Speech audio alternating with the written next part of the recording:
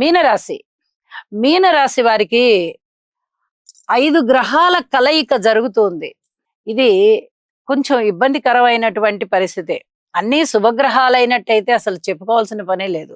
శుక్రాచార్యుల వారు చాలా బాగున్నారు కాబట్టి వారి గురించిన ప్రస్తావన కాకుండా మిగతా 4 గ్రహాల గురించి చెప్పుకుంటే మరి రవి, రాహు, శని, నీచలో ఉన్న బుధ 4 గ్రహాలు కూడా ఇబ్బంది పెట్టే గ్రహాలే. మాతృవర్గ రీత్యా బాలేదు, భార్యాభర్తల అనుకూలత రీత్యా బాలేదు, ఆరోగ్య రీత్యా బాలేదు, సంతాన రీత్యా బాలేదు, అన్నదమ్ముల సహాయ సహకార రీత్యా బాలేదు, కుటుంబ రీత్యా బాలేదు.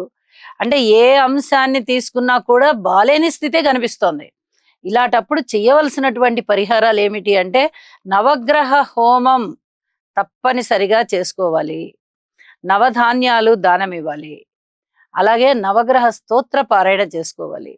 అలాగే దుర్గా అమ్మవారిని గనక ఎక్కువగా పూజించినట్లయితే రాశిలో రాహువు ఉన్నారు. ఈ రాహువు శుక్రాచార్యుల వారితో కలిశారు, శని గారితో కలిశారు, బుధునితో కలిశారు, రవితో కలిశారు.